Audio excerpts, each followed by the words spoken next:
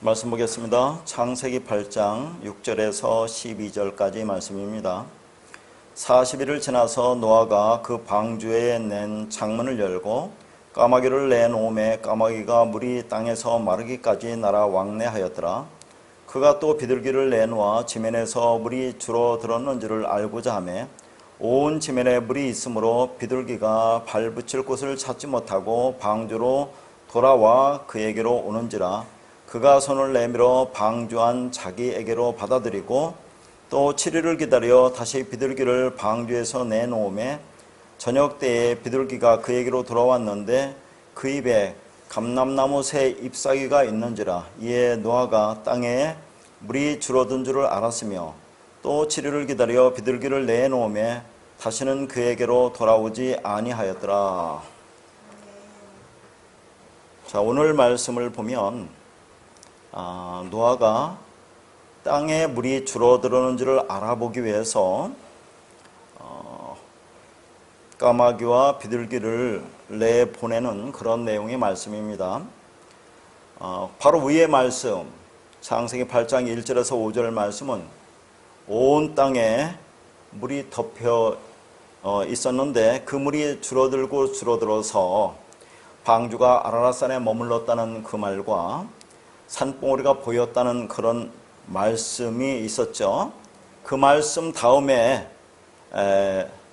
나오는 말씀이 그 물이 줄어들었는지를 확인하기 위해서 지금 노아가 까마귀와 비둘기를 내보낸다는 그런 말입니다.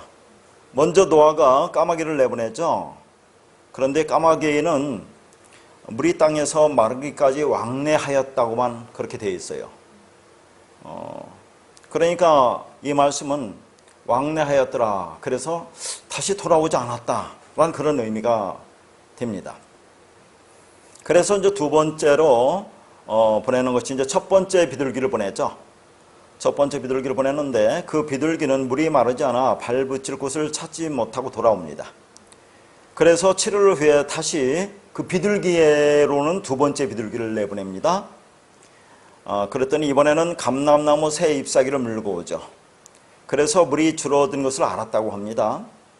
그래서 7일 후에 다시 세 번째 비둘기를 내놓았더니 다시는 돌아오지 않았다는 그런 이야기입니다.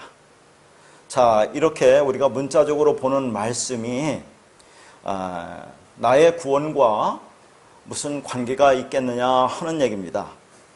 그렇죠? 지금 온 땅에 물이 덮여 있다가 물이 마르는 것이 단순히 물이 마른다는 그 의미가 우리의 구원과 무슨 관계가 있느냐 하는 거예요. 자, 그리고 우리가 생각해 볼 것은 물이 줄어들었는지 여부를 확인하는 방법으로 그 많은 새 중에서 왜 하필이면 까마귀와 비둘기냐 하는 거죠. 앞에서 우리가 방주에 들어가는 그런 내용을 보면 각종 종류대로 모든 새들이 그렇게 방주에 들어갔다고 했죠. 그런데 그 많은 그런 새들 중에서 왜 까마귀와 비둘기냐는 얘기죠. 그리고 그것도 까마귀를 먼저 내보내고 그리고 나서 비둘기를 내보내는데 비둘기는 3번 내보냅니다. 이 의미가 뭐냐 하는 얘기입니다. 지금 비가 그친 지가 오래됐죠. 그 8장 3절에 보면 150일이 지났다고 나오고 오늘 본문의 6절에 보면 40일을 지났다고 나와요. 그러면 비가 그친 데가 한 190일 정도는 되었습니다.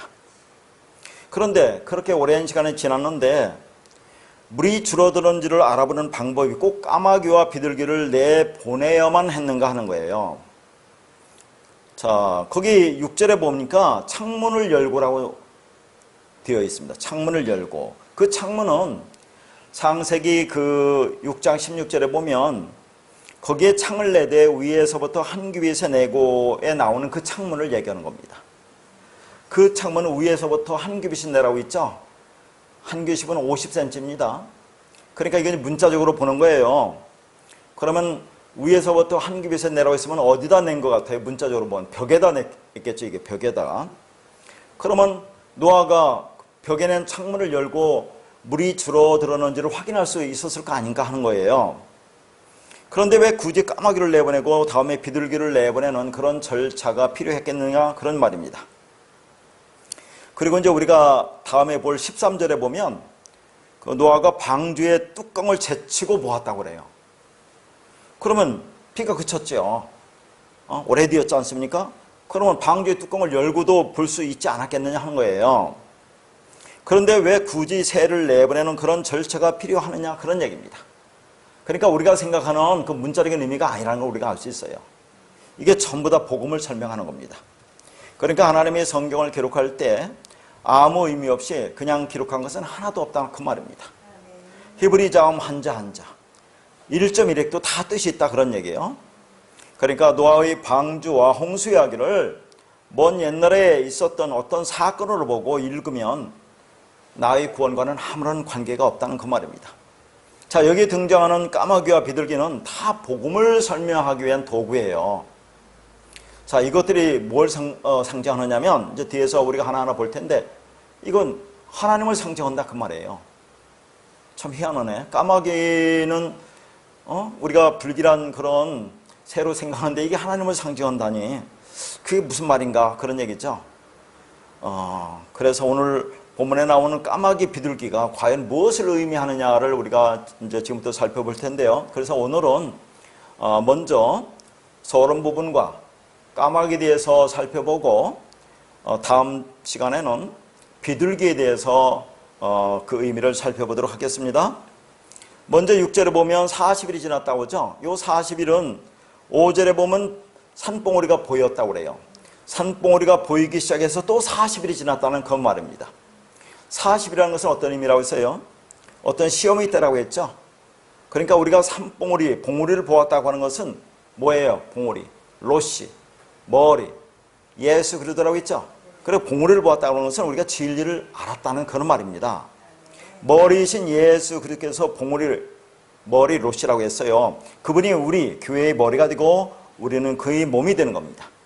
내가 교회의 몸이 되고 그분이 나의 머리가 되어 연합을 이루어야 내가 참된 교회 에클리시아가 되는 거예요.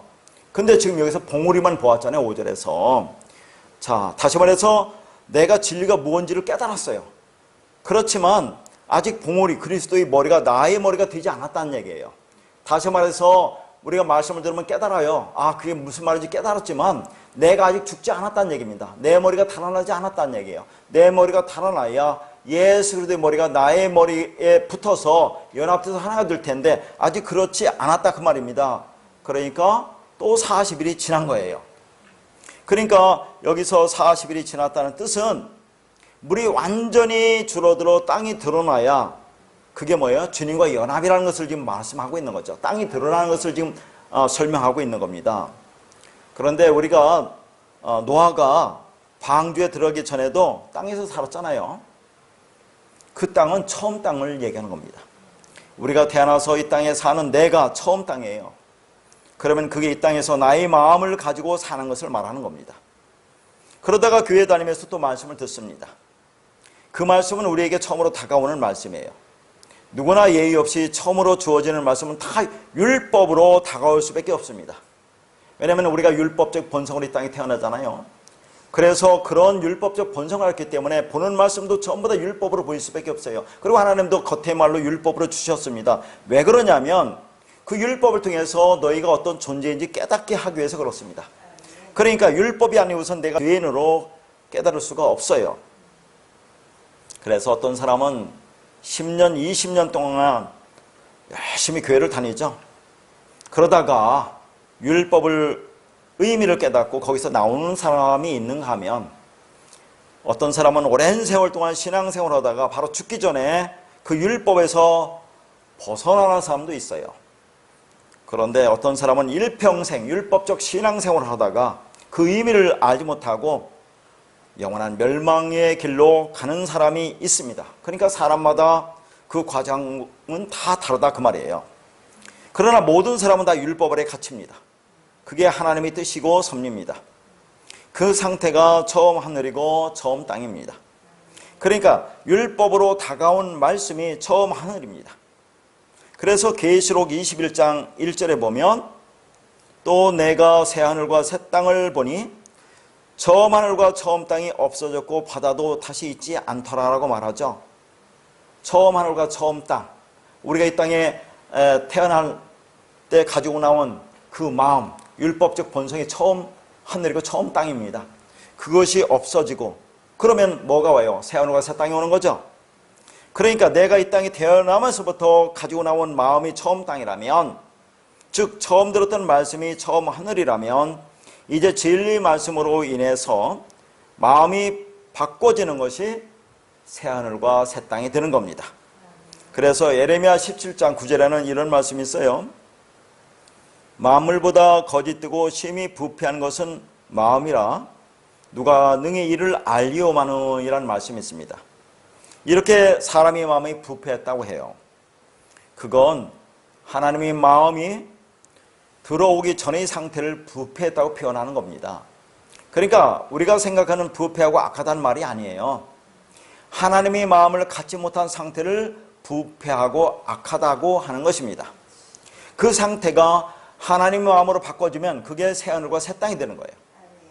그러니까 물이 거치고 방주가 아라라선에 머물렀다고 하는 것을 뭐라고 했습니까? 그게 거룩한 땅 안식의 땅이라고 했어요. 새 하늘과 새 땅이 되는 건데, 그런데 아직 물이 완전히 줄어들지 않았어요. 묻이 땅이 드러나지 않았어요. 그래서 우리가 방주에 나오지 않았잖아요. 그래서 자, 이런 말씀이 어떤 말씀인가 우리가 한번 생각해 보면, 지금 노아의 홍수로 인해서 온 땅이 물이 덮여 있어요. 그래서 이제 여기서 말하는 것은 그 물이 줄어들고 줄어들어서 땅이 드러나는 것을 설명하고 있단 말이죠. 땅이 드러나는 것을 새 하늘과 새 땅이라는 거죠. 그렇게 드러나면 우리가 방주에 나오는 거 아닙니까? 그게 구원이고 완성인데, 자, 그런 말씀을 처음으로 먼저 한 곳이 어디냐, 그런 얘기예요. 창세기 1장 9절에 이런 말이 나옵니다. 천하의 물이 한 곳으로 모이고라는 말이 나오죠. 자, 이게 뭡니까? 창세기 셋째 날이에요. 셋째 날 말씀입니다. 천하의 물이 한 곳으로 모이고, 그러면 천하의 물이 한 곳으로 모이면 거기서 땅이 드러납니다. 뒤에 보이는데 그걸 묻히라고 하는 거예요. 묻히라는 땅이 드러난다 하는 것은 지금 말하고 있거든요. 그러면 여기서 천하의 물이 한 곳으로 모였다고 하는데 그 물은 어떤 물이냐 하는 겁니다. 위물입니까? 아랫물입니까? 창세기 둘째 날 보면 궁창 위의 물과 궁창 아래의 물로 나눈다고 그래요. 그런데 이 위물이라는 것은 사실은 없는 겁니다. 위에 물이 있고 아래 물이 있는 게 아니잖아요. 그러니까 역사적 사건으로 하늘에서 내리는 노아의 홍수 사건은 하나님 나라, 하나님이라는 진리를 설명하기 위한 하나의 모형입니다. 그러니까 그 홍수라는 하늘의 진리를 통해서 비진리인 아래의 물을 설명하는 것으로 그걸 그냥 위의 물이라고 하는 거예요. 진리를 설명하기 위해서 지금 그렇게 하는 거다 하는 얘기죠. 그래서 계시록 4장 6절에 보면 보좌 앞에 수정과 같은 유리바다가 있고라는 말이 나와요. 유리바다다 해서 유리라는 말이 무슨 의미인지를 추적해 올라가면 진실, 진리라는 말이 나옵니다. 그러니까 위의 물은 수정같이 깨끗한 물, 진짜 물, 진리물이라는데 라고 하는 건데 그걸 모형이라고 하는 거예요. 모형. 그래서 히브리어로 진리가 에메트라는 단어인데 이 에메트라는 단어는 진리물이라는 그 말입니다. 그러니까 우리가 아래의 물, 비질, 율법이잖아요. 그런 우리가 반드시 위의 물, 진리를 알아야 합니다. 그래서 이 아래의 물로 위의 물을 깨달아 알았어요, 우리가.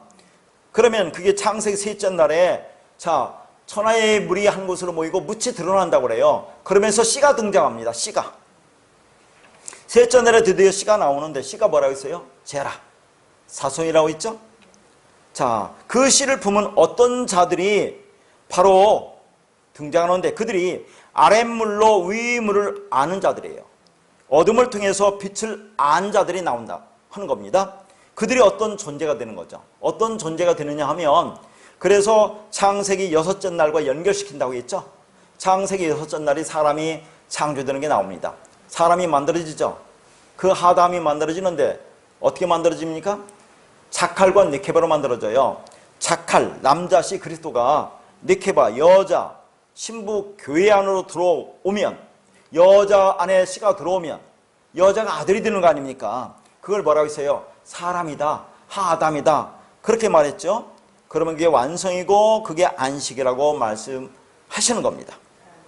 자, 그러니까 창세기 셋째 날에서 셋이라는 단어가 쉘릿이라는 단어인데 단어인데 성경에서 3이라는 수는 하나님 나라 복음을 설명하는 중요한 역할을 한다고 했죠. 3은 하늘의 수라고 있어요. 그러니까 3은 하나님의 사랑과 은혜가 언약 안으로 우리에게 주어지는 것을 설명하는 겁니다. 그 셋째 날에 천하의 물이 한 장소로 모여요. 물을 한 장소로 모으면 그 물이 없는 땅이 보이는데 그것을 뭐라고 해요? 묻이라고 합니다. 묻. 그래서 창세기 셋째 날에 나오는 묻은 이 단어가 야빠사라는 단어예요. 그러니까 이 땅이라는 단어가 세 가지 있는데 기본적인 땅, 보편적인 땅을 말하는 에레츠라는 단어가 있어요. 그리고 전에 한번 말씀드린 하라바라는 그런 단어가 있습니다. 하라바라는 것은 메마른 땅이라고도 번역이 돼요. 그 다음에 사막, 황무지라는 그런 말입니다. 그런데 그것을 내가 깨달은 자가 되는 것이 뭐냐면 물이 거쳐진 땅, 이게 야빠사라는 그런 단어입니다. 그러니까 이 야빠사라는 단어는 새하늘과 새 땅을 가리키는 그런 단어예요. 그러면 물이 없어진 땅이 우리 구원에서 왜 중요하냐 그런 얘기죠. 하나님이 물을 없애심으로 이스라엘 백성을 구원하는 장면이 나옵니다. 그게 바로 홍해 도하와 요단강 도하 사건이에요. 자, 출애굽기 14장 29절을 보겠습니다. 그러나 이스라엘 자손은 바다 가운데를 육지로 행하였고 물이 좌우의 벽이 되었더라. 여기 육지가 야빠사입니다. 지난번에 우리가 보았던 바다의 동풍이 부는 것이 하나님의 영 성령이 우리 안에 불어오면 땅이 드러난다고 했죠. 마른 땅이 드러난다고 할 때는 그 하라바라는 단어예요. 마른 땅이 우리가 그 말씀 들으면 내가 마른 땅이구나, 내가 사막이고 황무지라는 것이 드러나야 됩니다. 그러면 그걸 육지로 행한다고 하는 거예요. 그 육지라는 것은 이게 뭐냐면 야빠사라는 단어입니다. 그게 새하늘과 새 땅으로 걸어서 지금 광야로 들어간다 하는 그런 의미를 갖고 있는 거예요. 자, 여호수아 4장 22절 보면 너희는 너희 자손들에게 알게 하여 이르기를 이스라엘이 마른 땅을 밟고 이 요단을 건넜음이라. 여기가 마른 땅이 야빠사입니다. 물론 하라바를 또 마른 땅이라도 번역하는데 그 하라바와 야빠사는 달라요. 어쨌거나 지금 이스라엘 백성들이 이 마른 땅, 즉 새하늘과 새 땅을 밟고 가나안 땅에 들어간다는 것을 지금 표현하고 있는 거예요. 그러니까 신약 교회의 구원을 모형하는 그 홍해 도하와 요단강 도하에서의 육지와 마른 땅을 야빠사, 물이 거친 땅, 묻이라고 설명하고 있는 겁니다. 그러니까 창세기 셋째 날에 물을 걷어서 묻을 만든 사건을 구체적으로 설명하는 것이 출애굽기 14장의 이스라엘 백성의 구원 사건이에요. 그리고 여호수아 4장에서 말하는 요단강을 건너서 가나안 땅으로 들어가는 것으로 또 나옵니다. 이게 신약에서의 우리 구원을 말하고 있는 겁니다. 자, 우리가 자꾸 물을 하면 위물 아래물 하니까 자꾸 두 가지 물이 있다고 생각하는데 물은 하나입니다. 하나. 그런데 그 물이 가지고 있는 상징적인 의미는 부정과 긍정의 의미를 가지고 있어요. 그러나 그게 하나라는 얘기죠.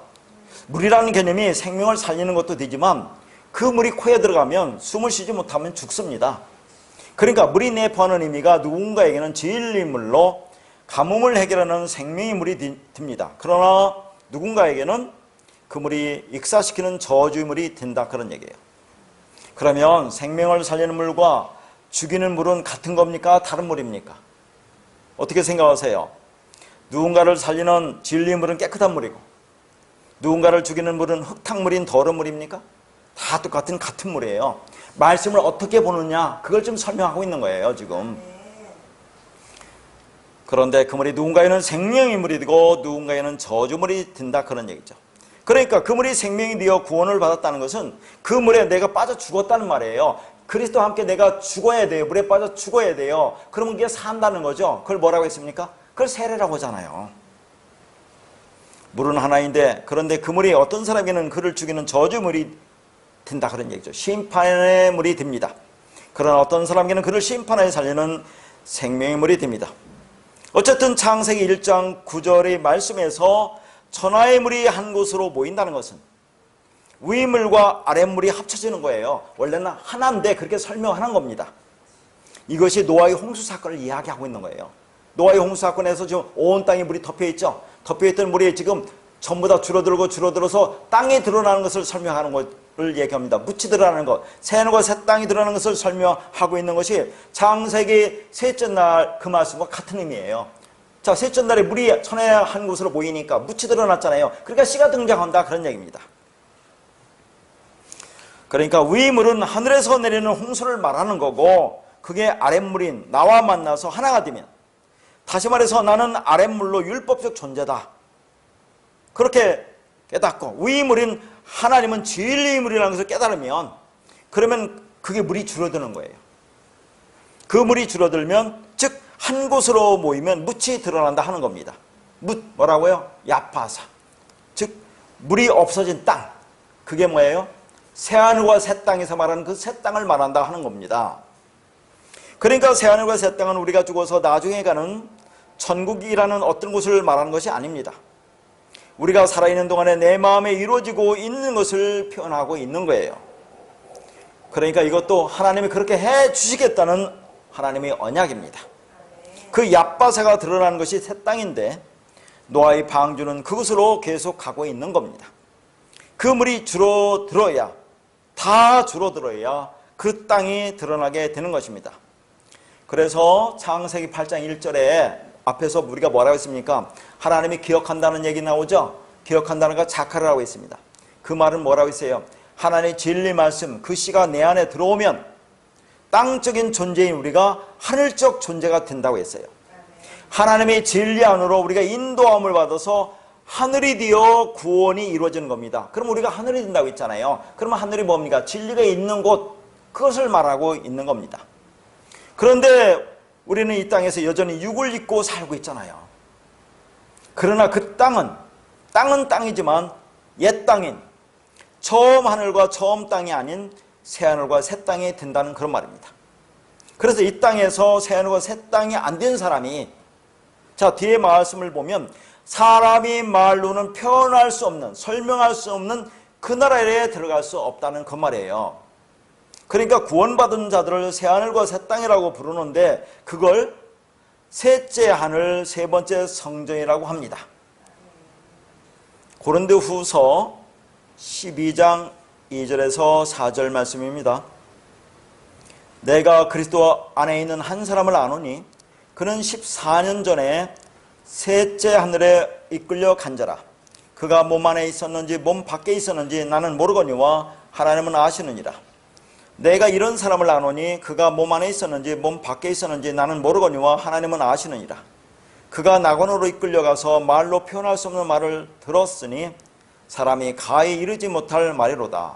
자, 이 말씀은 진리가 된 바울이 자기 안에 마음의 성전을 본 것을 말하고 있어요. 그러니까 2절에 그리스도 안에 있다고 하죠. 그리스도 안에 있다는 말은 그리스도의 한 부분이 되었다, 다시 말해서 그리스도와 연합이 되었다, 그 말입니다. 그러니까 진리를 깨달았다, 아니 진리가 되었다는 말이에요. 그걸 지금 바울은 셋째 하늘에 이끌려갔다고 표현을 하고 있다, 그 말입니다.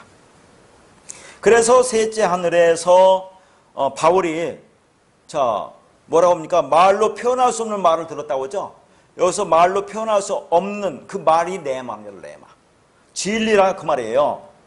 세상은 알 수 없는 하늘의 진리, 사람이 가히 이르지 못할 말이라고 하는 거죠.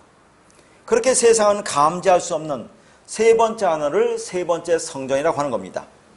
그러니까 사도 바울이 셋째 하늘에 갔다 왔다는 말은 진리의 말씀을 깨달았다는 말이지 진짜 하늘에 갔다 왔다는 말이 아닌 것입니다. 그러면 여기 세 번째 하늘 세 번째 성전이라고 했는데, 그러면 첫 번째 하늘 첫 번째 성전은 뭐고 두 번째 하늘 두 번째 성전은 뭐라고 했어요? 여러 번 말씀드렸죠. 첫 번째 하늘이라고 하는 것은 보이는 성전으로 왔잖아요. 율법의 성전, 솔로몬 성전이라든가 수룹바벨 성전이라든가 헤롯 성전, 이렇게 보이는 성전, 율법의 성전으로 왔어요. 그걸 하나님이 주신 것은 뭡니까? 그걸 통해서 그 안에 담긴 하나님의 진리를 깨달으라고 주었는데, 이스라엘 백성들은 그걸 깨닫지 못하고 계속 희생제사만 드리고 있으니까 하나님께서 그것을 부숴버린 겁니다. 자, 그래서 온 것이 두 번째 성전이야. 두 번째 하늘. 누구 왔습니까? 말하는 성전, 예수님께서 육을 입고 온 것이 두 번째 성전이다, 그런 얘기죠. 근데 그 성전으로도 진리를 깨닫지 못합니다. 왜냐하면 우리 안에 그 영이 없기 때문에, 그 말이 없기 때문에. 그래서 예수가 육으로 죽고 영으로 오는 거죠. 그리스도로 오는 거죠. 진리로 우리 안에 들어오는 거. 그게 세 번째 성전이에요. 그게 세 번째 제물이에요. 우리 안에 들어서 우리와 연합돼서 하나가 되면 우리가 세 번째 성전이 되는 거죠. 세 번째 하늘이 되는 겁니다. 그래서 그걸 뭐라고 합니까? 하나님이 성령이 너희 안에 거하는, 너희가 하나님이 성전인 줄 알지 못하느냐, 그렇게 표현을 하고 있는 거예요.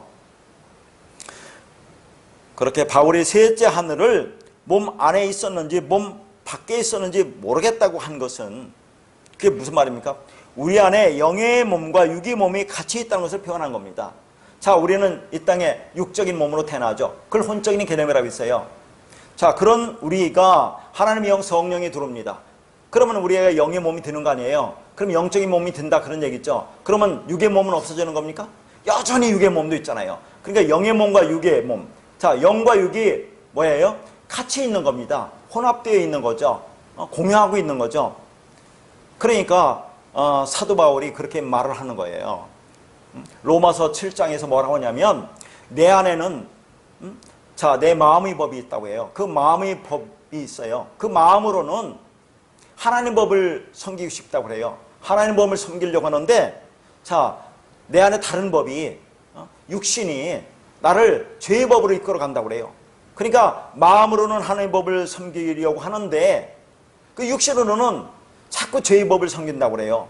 그러니까 마음으로는 하나님이 선을 행하고 싶은데 그게 안 된다고 얘기를 하는 거다, 그 말이죠. 그러니까 사도 바울이 오라 공고한 자로다, 누가 이 사망의 몸에서 나를 건져내라고 탄식하는데 바로 깨닫잖아요.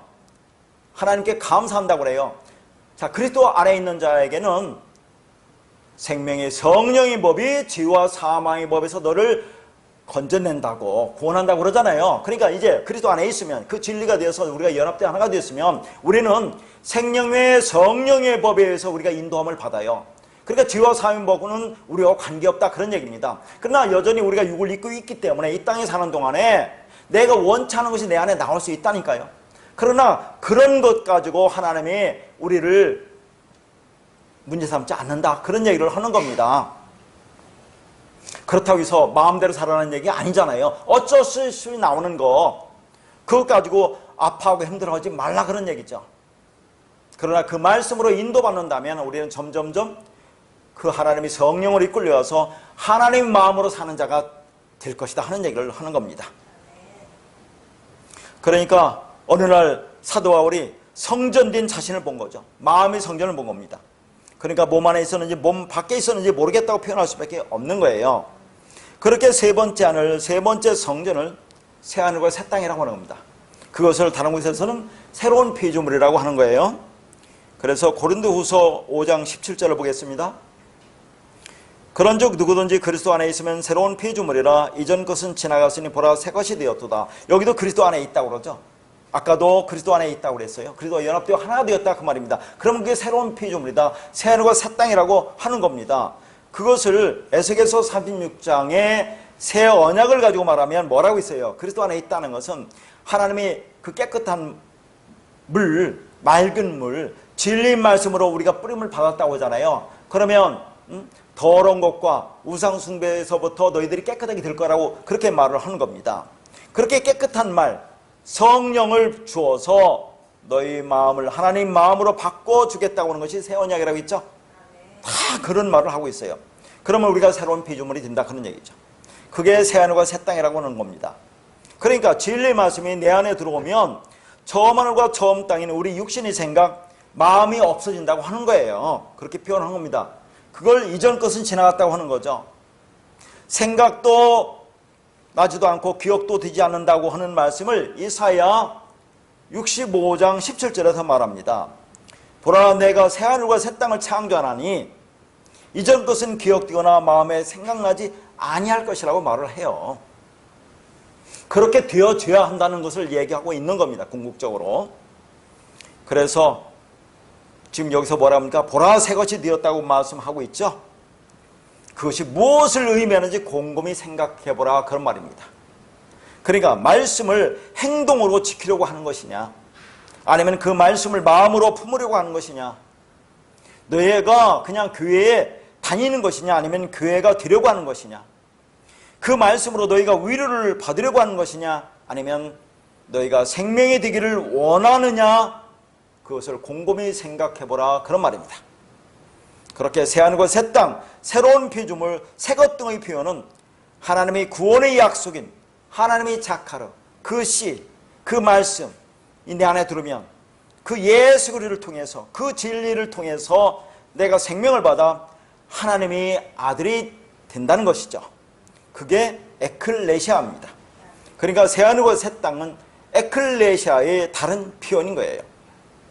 그렇게 창세기 8장의 말씀은 온 세상을 덮었다가 물 진리 말씀에 의한 심판이 끝나고 물이 점점 줄어들며 비진리가 진리로 회복되어 하나님의 창조 속에 새롭게 나타나는 새하늘과 새 땅으로서의 구원받은 모습을 보여주고 있는 말씀입니다. 자, 오늘 말씀 보겠습니다. 본문 6절에 창문을 열고라고 되어 있죠. 자, 방주에 유일하게 창문이 하나 나 있어요. 이 창문이 뭐라고 있어요? 창세기 6장 16절에 나오는, 자, 창을 내되 위에서부터 한 규빗에 내라고 했던 그 창을 얘기하는 겁니다.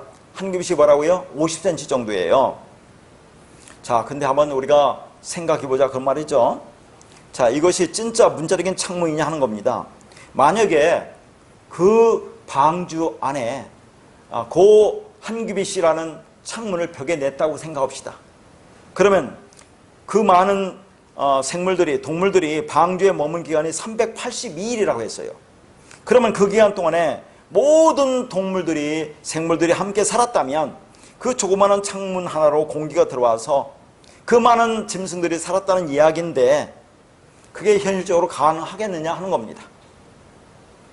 그러니까 다시 말씀드리면 노아의 방주와 홍수 사건을 그것이 사실이냐 사실이 아니냐를 말하는 것이 아니에요. 물론 역사적으로 노아가 방주를 만들었고 홍수 사건도 있었겠죠.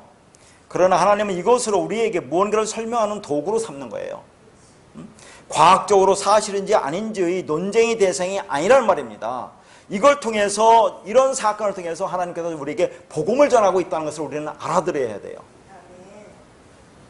그러니까 지금 이 방주에 창문이 하나 나 있다고 하는 그 창문은 문자적인 창문이 일단 아니라는 것을 생각해야 돼요. 또 출입구가 하나 있다고 있죠.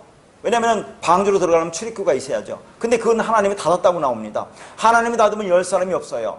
그러니까 자, 이 방주의 창문, 조그마한 창문 한 규빗 50cm라고 하는 창문이 나 있다고 하는 것은 문자적인 의미가 아니란 얘기입니다. 여기를 통해서 그 수많은 생물들이, 짐승들이, 가축들이, 동물들이 어떻게 숨을 쉬며 382일 동안 살았겠느냐 하는 거예요. 이게 방주는 뭐라고 있어요? 성전이라고 있죠? 그건 예수 그리스도의 모형입니다. 그러니까 우리가 양의 우리라고 하는 방주에 들어가죠? 양이 우리에 들어간다고 했어요. 그게 방주에 들어간 거라고 했습니다. 그러면 그리스도라는 성전에 들어가는 거죠. 그러면 우리가 성전이 된다고 했습니다. 그러면 내 안에 마음의 성전이 되는 거죠. 그 마음의 성전이 방주라, 그 말입니다. 지금 그러면 그 내 안에 창문을 내라는 그런 말이잖아요.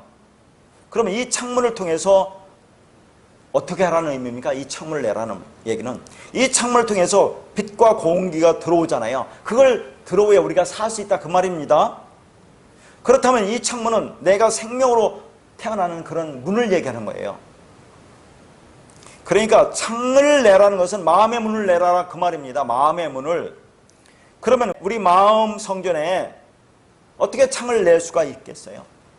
이건 뭘 말하는 겁니까? 전에 다 말씀드렸던 말씀이에요. 자, 창이라는 단어가 초하르라는 단어라고 있어요. 초하르. 초하르라는 단어는 정오, 한낮, 12시를 얘기하는 거예요. 12시. 그리고 낮잠을 자다라는 뜻이라고 했어요. 이게 어떤 의미라고 했습니까? 자, 이 창이 정오 난 12시라는 얘기예요. 그리고 낮잠을 자다는 의미가 있어요. 그게 어떤 의미라고 했느냐 하는 거죠. 자, 요한복음 4장에 보면 사마리아 여인이 나오잖아요. 그 사마리아 여인이 우물에 물을 길러간 것이 몇 시라고 했습니까?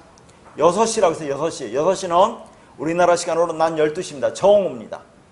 자, 그 정오에 그 사마리아 여인은 우물가에서 예수 그리스도를 만납니다. 그런데 그 시간에는 다른 사람은 다 낮잠을 잔다, 그 말이에요. 무슨 말입니까? 중동의 정오 낮 12시는 너무너무 뜨겁습니다. 그러니까 사람이 다니질 않아요. 다 낮잠을 잡니다. 그런데 이 여인은 예수 그리스도를 만났어요. 예수 그리스도를 만났다는 것이 진짜 낮잠을 자는 거다, 그런 얘기입니다. 그게 안식이다, 그런 말을 하고 있는 거예요.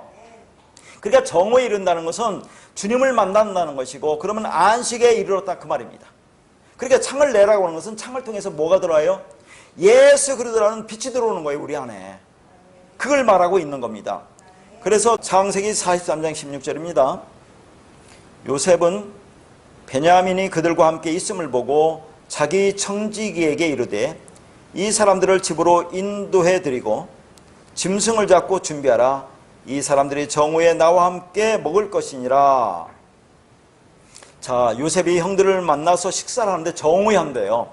아까 봐요. 이 정오가 초하루입니다. 아까 창세기에서는 이 초하루라는 단어를 창으로 번역했어요. 근데 창으로 번역은 거기밖에 없단 말이죠. 전부 다 다른 이 정오, 이런 뜻이라 그 말입니다. 이 초하루가 낮 12시. 자, 누구와 지금 식사를 합니까? 요셉과 식사를 한단 말이에요. 요셉은 누구를 얘기하는 겁니까? 그리스도를 모형해요. 그러니까 이들이 그리스도와 함께 만찬하는 것을 의미합니다. 정오는 만찬하는 것이다. 그게 안식을 의미한다, 그런 얘기죠. 그게 정오라는 겁니다. 그러니까 그리스도가 오셨을 때가 한낮 정오입니다. 그 상태가 안식이고 천국이라는 겁니다. 그러니까 창을 내라고 하는 것은 정오에 이르렀다, 그 말이에요. 그리스도라는 빛이 내 안에 들어와서 그 빛에 의해서 내가 방주, 태바, 성전이 되어야 한다는 그런 말이에요. 그래서 전에도 말씀드렸지만 창을 네 대에서 네 대라는 그 단어가 아사라는 단어입니다. 아사가 뭐라고 했어요? 헬라어로 포이에요. 많이 얘기했습니다. 성경에서 행하다는 말은 히브리어로 아사, 헬라어로 포이에로 단어를 많이 쓰는데, 이것은 우리가 뭔가를 행하는 게 아니라고 했잖아요. 하나님이 내 안에 와서 그 말씀 나를 통해서 뭔가 행하게 만드는 것을 말한다고 했어요. 그래서 이 아사, 포이에로라고 하는 것은 하나님의 말씀, 진리가 내 안에 들어와서 그 말씀이 나를 섬기는 겁니다. 그래서 나를 하나님 백성으로 만들어가는 의미가 이 아사라는 동사예요. 지금 아사. 그러니까 창을 낸다고 하는 것은, 자, 내가 창을 만든다는 것이 아니라 뭡니까? 창이라는 것은 예수라는 빛이 들어오는 거잖아요. 그 예수라는 빛이 내 안에 들어와서 나를 성전으로, 방주로 만들어간다는 그런 의미입니다. 그래서 여기서 아사가 미완료 동사라고 있어요. 그렇게 역사 속에서 예수 그리스도라는 정오의 빛으로, 그 말씀으로 진리가 들어와서 성전으로 계속 지어져 가는 자들이 이 역사 속에서 계속 나오고 있다는 그런 말을 하고 있는 거죠. 오늘 또 이 시간에 누군가는 성전이 지어져 완성되는 그런 날을 말하고 있는 겁니다. 그러면 창을 낸다, 창문을 열고라는 의미를 신약에서 보겠습니다. 에베소서 1장 17절에서 19절까지 말씀입니다. 우리 주 예수 그리스도의 하나님 영광의 아버지께서 지혜와 계시형을 너희에게 주사 하나님을 알게 하시고 너희 마음의 눈을 밝히사 그의 부르심의 소망이 무엇이며 성도 안에서 그 기업의 영광의 풍성함이 무엇이며 그의 힘의 위력으로 역사하심을 따라 믿는 우리에게 베푸신 능력이 지극히 크심이 어떠한 것을 너희로 알게 하시기를 구하노라. 여기 보면 하나님을 알게 하시고 있죠. 뭐가 하나님을 알게 한다고 합니까? 지혜와 계시형을 너에게 주면 너희가 하나님을 안다고 그런 얘기예요. 하나님을 안다는 얘기가 뭐라고 했어요? 하나님을 안다는 것이 여기서 에피그노시스라는 단어인데, 에피그노시스라는 단어는 분명하고 명확한 지식을 말합니다. 이걸 진리 말씀이라고 했죠. 그러면 우리 안에 하나님의 영이 진리 말씀이 내 안에 들어와서 내가 그 말이 되면 내가 하나님을 아는 거예요. 그걸 여기서 뭐랍니까? 지혜와 계시형이 나에게 임하면 그러면 내가 하나님을 안다, 그런 얘기를 하는 겁니다. 그러니까 여기서 지혜와 계시형에서 영이 푸임합니다. 성령을 얘기하는 거죠. 성령이 오는 문, 그것이 열리는 것을 계시라고 하는 거예요. 그러니까 계시는 덮여있는 뚜껑을 여는 것이 계시입니다. 그런데 이 계시는 하나님만이 할 수 있는 거예요. 그 계시가 오지 않으면 성령이 온 것도 아니고 하나님을 안 것도 아닙니다. 하나님 마음을 안 것도 아니다, 그 말이에요. 그러면 성령을 받았다고 하는 증거를 어디서 찾을 수가 있겠습니까? 하나님을 아는 것에서 알 수 있겠죠. 거듭 얘기지만 하나님을 안다는 것은 우리가 어떻게 할 거냐, 하나님이여 계시형이 내게 임해서 그 말씀이 들어와서 내가 그 말씀이 되면 그러면 내가 하나님을 안다, 그런 얘기를 하는 겁니다. 그러면 이제는 뭐예요? 말씀을 율법으로 보지 않고 행하지 않겠죠. 그 말씀을 내 안으로 품으라고 하는 거죠. 간직하라고 하는 겁니다. 그러니까 그 창문을 여는 것이 계시가 임하는 거예요. 지금 창세기에서 창문을 연다는 것이 나에게 계시가 임하는 거다, 그런 얘기죠. 노아에게 계시가 임하는 것을 말하고 있는 거죠. 그 계시를 통해서 되는 것이 하나님 마음을 내가 아는 겁니다. 하나님의 마음이 빛이 진리가 들어오면 내가 하나님의 그 마음이 된다는 것을 말하고 있는 거죠. 그래서 여기 18절에 보니까 마음의 눈을 밝힌다고 나오죠. 계시형이 들어오니까 내 마음의 눈을 밝혀준다, 그 말이에요. 자, 여기서 마음이라는 것은 이게 이제 카르디아라는 단어인데 심장이라는 말입니다. 그럼 마음, 심장은 생명을 얘기하는 거죠. 그러니까 우리는 태어나면서부터 다 마음을 가지고 나오는데 그걸 처음 땅이라고 하는 거죠. 처음 생명이라고 하는 거죠. 그 마음에서 나오는 것이 다 생각들입니다. 그런데 하나님은 아까도 말씀드렸지만 인간의 마음에서 나오는 것이 뭐라고요? 심히 부패하다고 하잖아요. 그러니까 인간의 마음은 그건 심히 부패한 마음, 진짜 하나님 마음이 아닌, 진짜 마음이 아닌 거예요, 지금 그것은. 그러니까 그 마음은 진짜 마음이 아니라는 겁니다. 그런데 우리는 다 자기 마음을 기준으로 삼고 모든 것을 판단하며 살고 있잖아요. 그게 그 사람의 원래의 생명입니다. 그러니까 거듭 얘기지만 이게 마음의 눈을 밝히는 것은 성령이 들어야 우리 마음을 눈을 밝히는 겁니다. 그래서 예수님 말씀하잖아요. 마가복음 8장 18절에 뭐라고 얘기하느냐면 너희가 눈이 있어도 보지 못하며 귀가 있어도 듣지 못한다고 그래요. 그러니까 우리가 눈이 있어도 보지 못한다고 합니다. 그러니까 우리 마음은 우리가 갖고 있는 처음으로 이 땅에 태어날 때 가지고 나온 마음도 진짜 마음이 아니죠. 그거 부패하다고 있으니까 우리가 보는 눈, 귀도 이게 진짜 눈과 귀가 아니란 얘기죠. 그러니까 하나님의 영, 계시형이 우리 안에 들어와서 우리 눈을 밝혀줘야 돼요. 마음의 눈을 밝혀줘야 진짜 하나님의 말씀을 볼 수 있다, 그런 얘기를 하는 겁니다. 그러니까 그 계시를 통해서 성령이 오면 너희 마음을 새 마음으로 바꿔주겠다는 얘기죠. 새 눈을 열어주겠다는 그 말입니다. 그러면 우리는 그걸 어떻게 알 수 있느냐 하는 얘기죠. 그 눈을 밝혀주면 거기 뭐라고요? 부르심의 소망이 뭔지 알 수 있다고 하는 거죠. 부르심의 소망. 그분이 우리를 부르셨는데 정말 그분이 나에게 들어왔다면 우리는 그 소망이 무엇인지를 알아야 한다, 그런 얘기예요. 그래서 로마서 8장 24절에 말씀합니다. 우리가 소망으로 구원을 얻었음에 보이는 소망이 소망이 아니니 보는 것을 누가 바라리요? 라고 말씀합니다. 그러니까 보이는 소망이 소망이 아니다는 얘기죠. 보이지 않는 소망으로 우리가 구원을 받았다고 합니다. 그럼 보이는 소망이 뭐라고 했어요? 이 땅에 보이는 것, 예수 육체로 왔잖아요. 그 보이는 거 아닙니까? 성경 66권 검은 글자, 이게 보이는 거 아니에요? 성전 성막 전부 다 보이는 거 아닙니까? 그것으로 구원받았다는 게 아니에요. 그 안에 담긴 진리로, 그 말씀으로 우리가 구원을 받았다고 하는 겁니다. 그게 보이지 않는 소망으로 구원을 받았다고 하는 거죠. 그러면 참음으로 기다리라고 하는 겁니다. 그리고 나서 그 기업의 영광이 풍성함이 뭐냐고 나오죠. 그 기업이 뭡니까? 기업이라는 것은 하나님 나라를 상속받는 것을 기업이라고 하는 거죠. 하나님 나라, 하나님 백성 되는 거, 그것이 얼마나 큰 영광인지, 그 풍성함이 무엇인지 아니?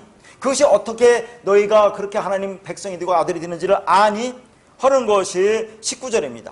그의 힘의 위력으로 역사심을 따라 믿는 우리에게 베푸신 능력의 지극히 크심이 어떠한 것을 너희로 알게 하시기를 구하노라.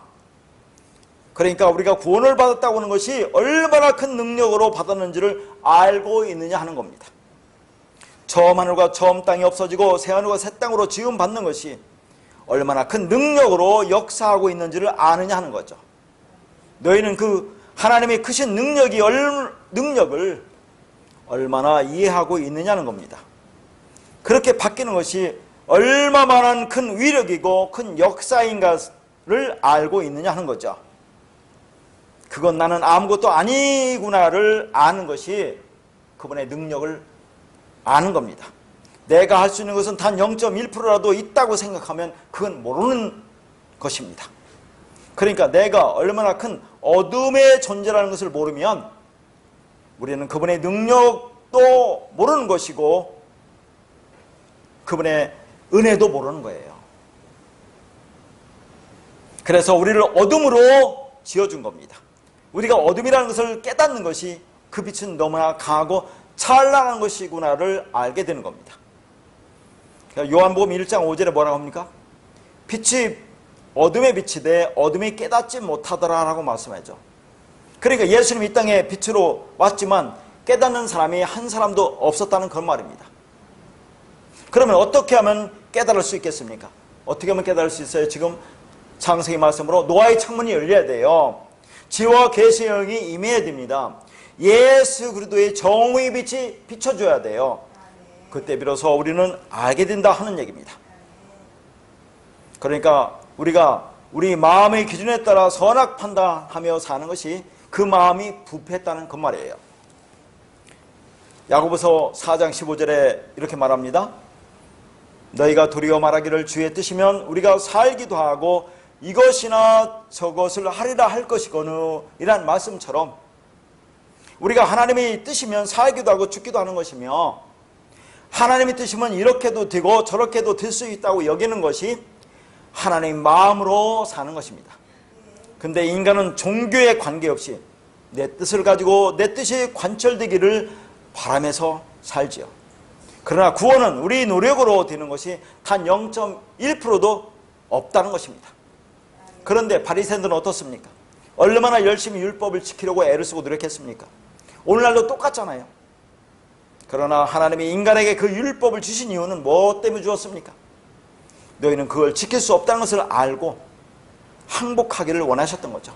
그 율법을 통해서 너희가 어떤 존재라는 걸 깨닫고 하나님 앞에 돌아오기를 원하셨던 겁니다. 그래서 그걸 지키려고 하는 자들을 뭐라고 해요? 예수님이 악한 자라고 하죠. 마귀의 자식들이라고 하는 겁니다. 자, 다시 오늘 본문 7절을 보면 뭐라 나오냐면 까마귀를 내놓음에 까마귀가 물이 땅에서 마르기까지 나라 왕래하였더라 라고만 되어 있어요. 자, 지금 일반적으로 우리가 생각하는 것은 까마귀를 지금 노아가 내보냈다는 것은 물이 줄어드는지 여부를 알아보기 위해서 내보냈다고 그렇게 생각한단 말이죠. 근데 본문에는 그냥 까마귀가 물이 마르기까지, 땅에서 마르기까지 나라 왕래하였더라고만 했지 다른 말은 없어요, 여기에. 그러니까 노아가 물이 줄어드는지 여부를 확인하기 위해서 까마귀를 내보냈다는 말은 없다 그 말이에요. 그런데 8절에서 나오죠. 비둘기를 내보낸 이유가 뭐라고 합니까? 물이 줄어들었는지를 알기 위해서라고 그렇게 나와요. 분명하게. 그렇다면 까마귀를 내보낸 이유가 무엇이냐 하는 얘기죠. 거듭 얘기지만 7절에는 그런 말이 없이 그냥 내놓았다라고 나옵니다. 결론부터 말하면 여기 나오는 까마귀, 첫째 비둘기, 둘째 비둘기, 셋째 비둘기는 다 예수 그리스도를 나타내고 있다 그런 얘기입니다. 아까도 말씀드렸지만 그런데 우리는 까마귀를 좋게 생각하지 않지요. 그러나 그게 예수를 상징한다 그 말이죠. 그러나 오늘 본문 말씀을 어떻게 보통 해석을 하고 설교를 합니까? 이렇게 합니다. 노아가 방주에서 나가기 전에 땅에 물이 줄어들었는지를 알아보려고 먼저 까마귀를 내보냈다. 그런데 까마귀는 본래 식성이 죽은 사체의 고기를 먹기 때문에 방주에 나가자마자 이제 뭡니까? 코에 숨을 쉬는 모든 생물들은 다 죽었다고 했으니까 수많은 사체들이 물 위에 둥둥 떠다닐 거 아니겠어요? 그러니까 까마귀가 나가보니까 수많은 사체들이 떠다니니까 그 위에 내려앉아서 그 시체들을 쪼아먹느라 노아가 자기에게 맡긴 사명인 물이 줄어들었는지 여부를 알아보라고 보낸 그것을 까맣게 잊어버리고 노아에게 돌아오지 않았다. 그래서 다시 비둘기를 내보냈다 그런 얘기죠. 그러니까 비둘기는 순결한 새로 그런 죽은 고기의 마음을 뺏기지 않고 결국 물이 줄어든 증거인 감람나무 새 잎사귀를 물고 와 노아에게 그 사실을 알려주었다. 그러므로 하나님을 믿는 우리는 세상 것에 눈이 팔려서 하나님께서 우리에게 맡기신 사명을 망각하는 까마귀 같은 신자가 되지 말고 맡기신 사명을 끝까지 잘 감당하는 비둘기 같은 신자가 되자라고 설교를 한다 그 말이에요. 그러면 그 말씀을 들은 스스로 믿음이 있다고 생각하는 자들은 어떻게 하겠느냐 하는 겁니다. 사명이라고 하니까 그 사명을 잘 감당하려고 어떻게 하겠느냐 하는 거예요. 그 사명 감당하지 않으면 죽은 사체나 먹는 까마귀 신자가 되는 거 아니겠어요? 그러나 성경은 하나님 앞에서 우리가 생명이 있느냐 없느냐만 말씀하고 있는 것입니다. 너희가 방주 안에 있느냐 아니면 방주 밖에 있느냐, 하나님이 생명이 된다는 것이 무엇인지를 말씀만 하시지 우리에게 교훈하지 않습니다. 그러니까 윤리도덕적인 말씀은 단 한마디도 없다는 거예요, 성경에는.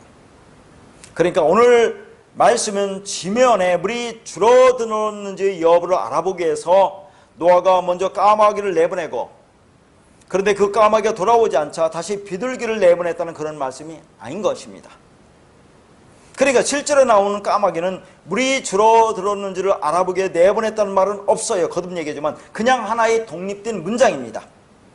그건 8절에서 나오는 비둘기에 해당하는 말씀이에요. 근데 사람들은 뭐라고 생각하냐면 7절에 그런 말이 없다고 해서 까마귀를 아무런 이유 없이 그냥 내보냈겠느냐고 이렇게 말한다 그 말이에요. 그러나 7절과 8절의 차이점을 알 수 있는 하나의 표현이 있습니다. 자, 두 문장이 분명히 다른 의미의 문장이라는 것을 알 수 있는 단어가 있는데 그게 나라라는 단어예요. 야차라는 단어입니다. 그러니까 지금 까마귀가 나라 왕래했다고 나오죠. 이 나라가 야차라는 단어인데, 자, 이것을 일반적으로 까마귀가 이리저리 날아다녔다고 그렇게 생각한단 말이죠. 그래서 영어 성경도 이것을 fly라고 번역을 했어요. 그렇게 번역한 것은 이곳 한 곳밖에 없다는 얘기죠. 그러니까 야차라는 그런 단어를 날아다닌다라고 번역한 것은 이곳 한 곳밖에 없어요. 그러면 이 야차가 무엇을 의미하는지 대표적으로 쓰인 곳을 한 곳만 보도록 하겠습니다. 출애굽기 12장 41절에 보면 이런 말씀이 나와요. 430년이 끝나는 그날에 여호와의 군대가 다 애굽에서 나왔은즉, 그렇게 나올 때 이 나오다가 야차란 단어입니다. 지금부터 잘 생각해야 돼요. 자, 나오다 야차. 그러면 이스라엘 백성들이 애굽에서 나왔으면 다시 애굽으로 돌아갑니까? 돌아가지 않지요. 그러니까 한번 나왔으면 돌아가지 않는 것을 야차라고 한다 그런 얘기예요. 그래서 여기서 우리가 볼 수 있는 말은 잘 보세요. 여호와의 군대가 다 애굽에서 나왔다고 그래요. 아니, 이스라엘 백성들이 출애굽할 때 여호와의 군대로 나왔습니까? 6월절 어린 양의 잡는 날에 그 양고기를 먹고 어떻게 나왔어요? 남녀노소 그렇게 오합지졸로 수많은 가축들과 함께 진보다리 들러매고 그렇게 피난 행렬처럼 급히 나왔잖아요. 왜 여기서 하나님은 이스라엘 백성들이 애굽에서 나올 때 여호와의 군대로 나왔다고 했을까요? 자, 지금 애굽이라는 세상의 나라, 율법이라는 세상 나라에서 지금 어디로 가는 겁니까? 하나님 나라로 가는 거예요. 하나님의 아들이 되는 과정입니다. 그 과정은 군인들이 싸우는 그런 전쟁과 같은 거다 하는 얘기를 하는 겁니다. 자, 어떤 전쟁입니까? 지금 하나님의 말씀이 우리에게 들어와요. 우리에게 떨어지면 그 말씀이 나를 부수는 그런 전쟁입니다. 나와의 전쟁이에요. 이걸 또 전쟁이라고 하니까 세상과의 영적 전쟁이라고 한다니까요. 세상이 마귀 사탄과 싸우는 영적 전쟁이라고 하는데, 자, 그런 것과의 싸움이 아니라 내 안에 있는 내가 마귀 사탄이라니까요. 내가 그 말을 갖고 그렇게 지금까지 살잖아요. 열심히 희생자 드리면서 자기 의를 쌓고 살고 있는 내가 마귀 사탄이라니까요. 그 말씀 가지고 율법으로 그걸 보고 열심히 행해서 자기 의를 이루려고 하는 것이 마귀 사탄 짓 하고 있는 거 아닙니까? 그런데 그 말씀이 들으면 나를 부수는 거죠. 내가 죽는 겁니다. 그걸 어떻게 보았어요?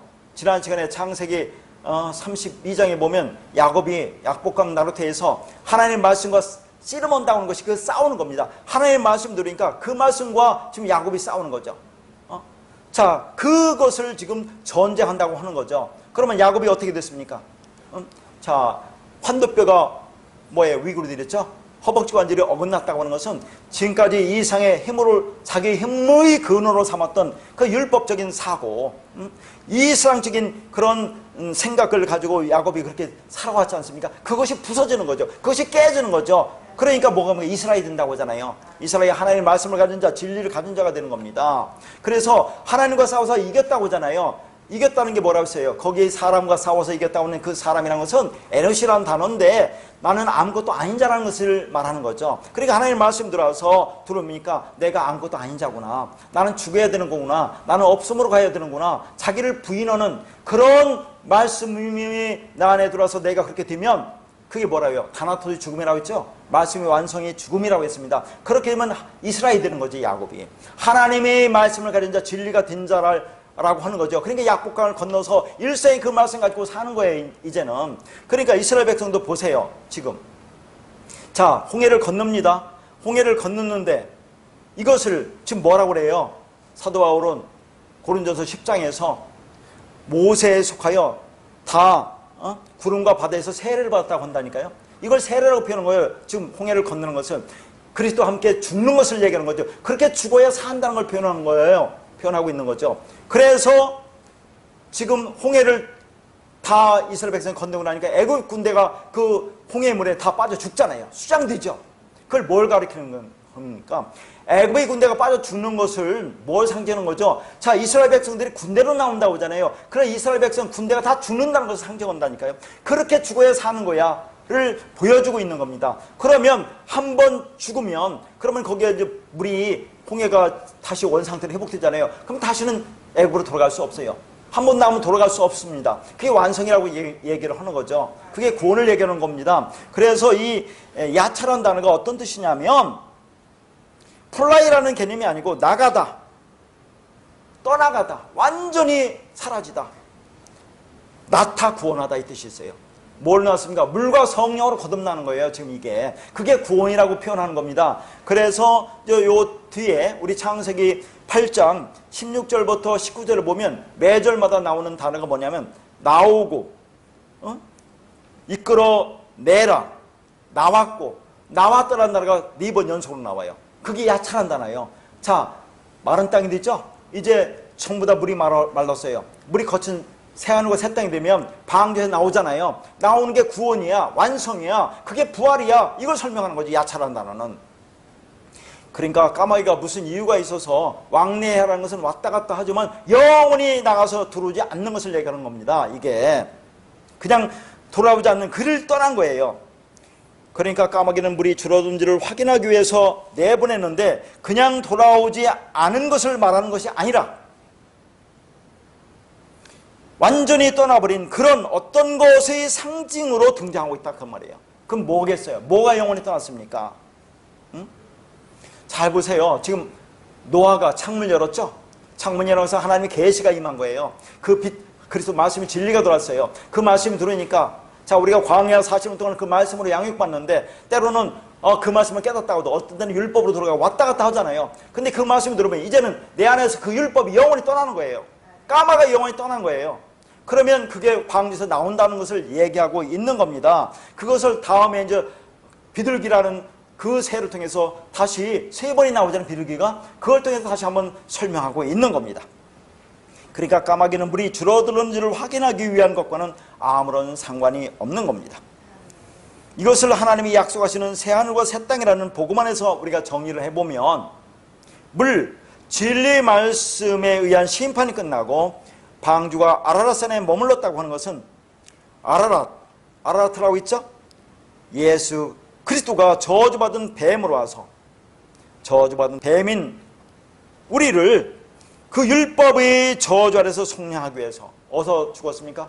골고다, 굴골레트 위에 세워진 십자가에서 죽으심으로 하나님께서 우리에 대한 자기 사랑을 확증했죠. 그 확증하신 그 사랑을 자기 생명으로 받아들여야 돼요. 그 생명으로 받아들인다는 건 뭡니까? 나도 역시 십자가를 죽어야 한다는 것을 내가 인정하는 거죠.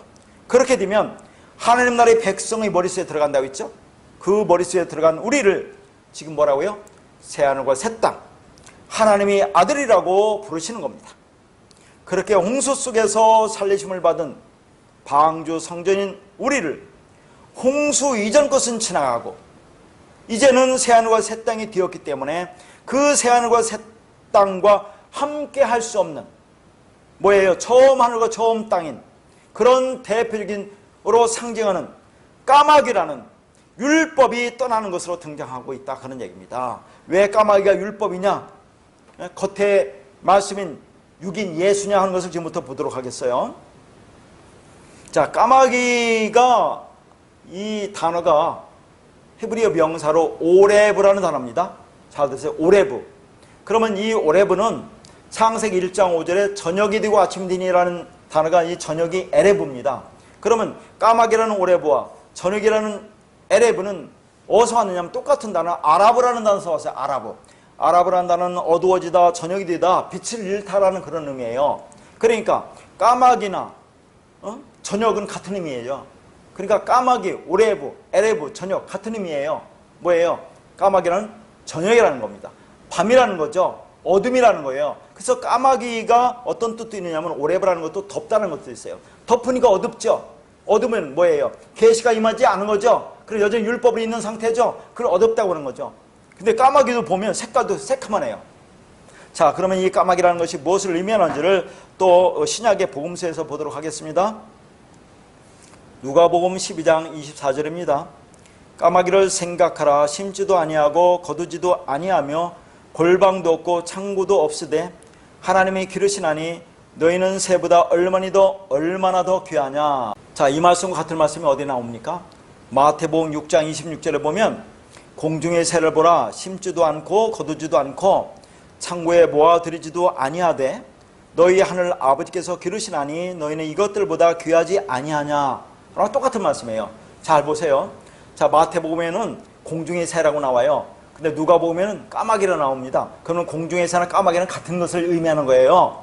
자, 공중의 새가 뭐라고 했습니까? 성전을 의미하는 겁니다. 성전은 겉에 성전과 안에 그 내용물이 있어요. 어쨌거나 그 공중의 새, 이걸 까마귀라고 지금 표현한단 말이에요. 이게 성전을 얘기하는 거죠.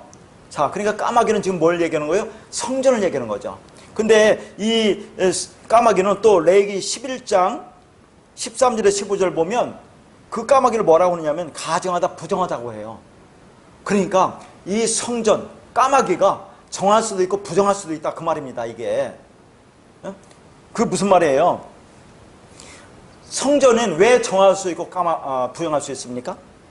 그가 그 성전을 겉의 것으로 그냥 율법으로 보면 그게 부정한 거예요. 그러나 그 안에 담긴 성전, 그 안의 내용으로 그리스도로 성령으로 진리를 보면 그게 정한 것이 된다, 그런 얘기입니다.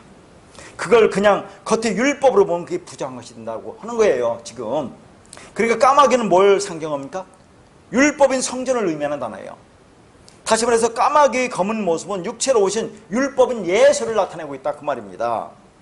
성경 말씀이 예수를 두잖아요. 그러면 성경이 검은 활자, 눈에 보이는 이 검은 활자는 율법이죠. 그 안에 담긴 내용이 그리스도입니다.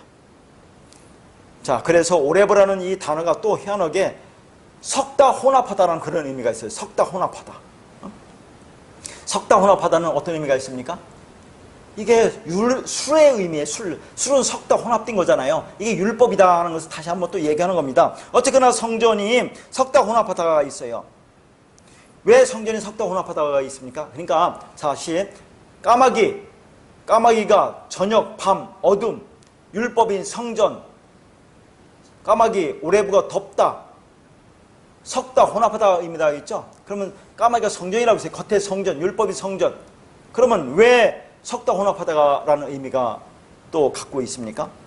하나님이 모세에게 성막을 지으려고 하셨을 때 무엇으로 지었느냐는 거죠. 애굽에서 가지고 난 물건들로 지었습니다. 애굽의 것, 땅의 것은 보이는 것으로 지었다는 얘기죠. 이게 율법이잖아요, 율법.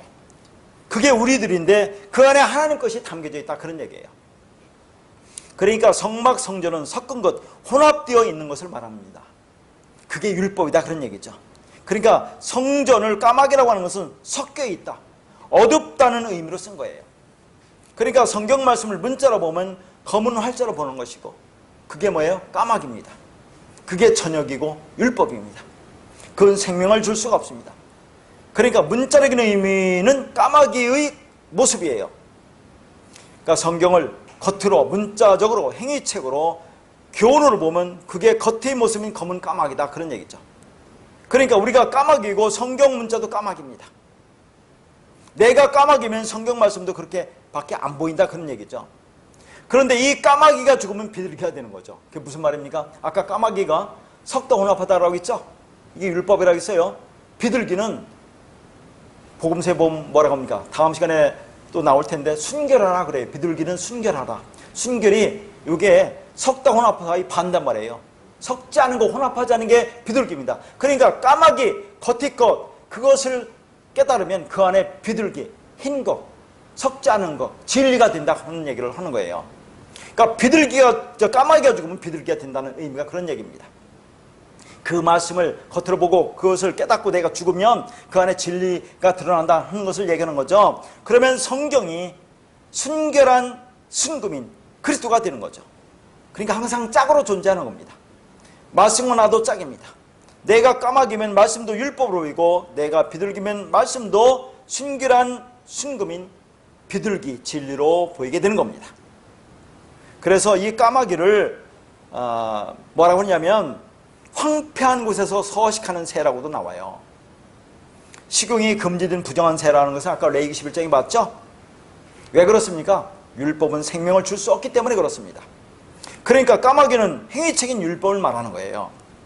그래서 방주에 나갔다고 하는 것은 내 안에 어둠인 처음 하늘과 처음 땅인 우리가 처음으로 들었던 율법으로 똘똘 뭉쳐져 있는 그 말씀들이 나갔다는 그런 말입니다.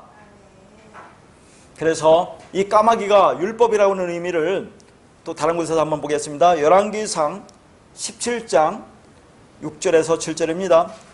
까마귀들이 아침에도 떡과 고기를 저녁에도 떡과 고기를 가져왔고 그가 시냇물을 마셨으나 땅에 비가 내리지 아니하므로 얼마 후에 그 시내가 마르니라.